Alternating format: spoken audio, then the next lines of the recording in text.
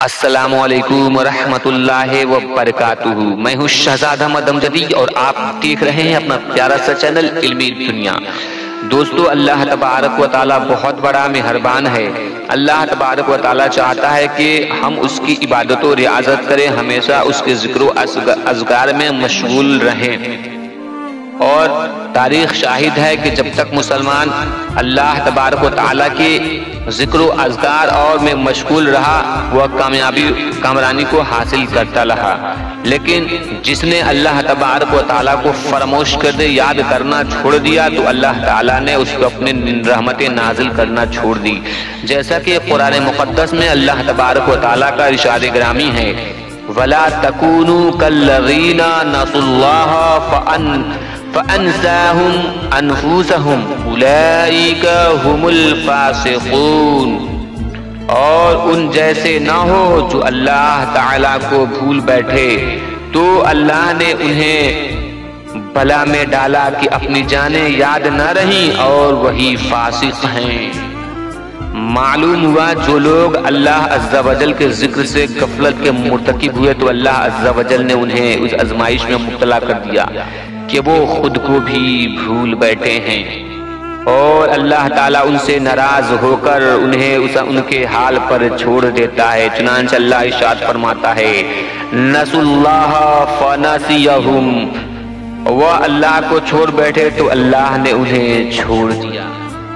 حالانکہ اللہ تبارک و تعالیٰ نے انسانوں اور جناتوں کو پیدا کرنے کا مقصد ہی یہی بنایا کہ اس کی ریاضت و عبادت کریں، جیسا خود اللہ تعالیٰ قرآن مقدس میں ارشاد فرماتا ہے، وَمَا خَلَقْتُ الْجِنَّ وَالْإِنسَ إِلَّا لِيَعْبُدُونَ، کہ میں نے جناتوں اور انسانوں کو پیدا نہیں کیا مگر عبادت کے لیے۔ اور ہم کہہ رہے ہیں کہ اللہ ہماری دعائیں کو قبول نہیں کرتا ہے، ہماری مرادیں پوری نہیں کرتا ہے۔ ہم تو رب کی یاد نہیں کرتے، رب کی عبادت نہیں کرتے ہیں، تو ہماری دعائیں کیسے قبول فرمائے گا؟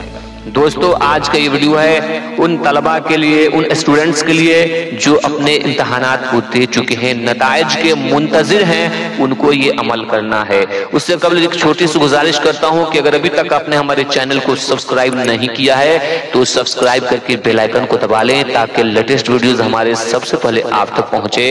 اور ویڈیو اچھی لگی تو لائک ضرور کریں۔ دوستو، یہاں پہ دو وظیفہ ہے۔ پہلا وظیفہ ہے، لا الہ الا انت سبحانک انی کنت من الظالمین۔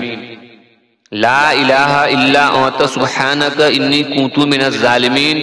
اس آیت کریمہ کو 100 مرتبہ پڑھنا ہے، اور پڑھنے سے قبل اول و آخر میں 11 مرتبہ درود شریف کا پڑھنا ہے، اور 21 دن تک پڑھیں، یا جب تک آپ کا رزلٹ نہیں آ جاتا تب تک روزانہ 100 مرتبہ پڑھیں، اور اچھے نتائج کے لیے رب قدیر سے دعائیں کریں، تو انشاءاللہ آپ کا نتیجہ اچھا آئے گا۔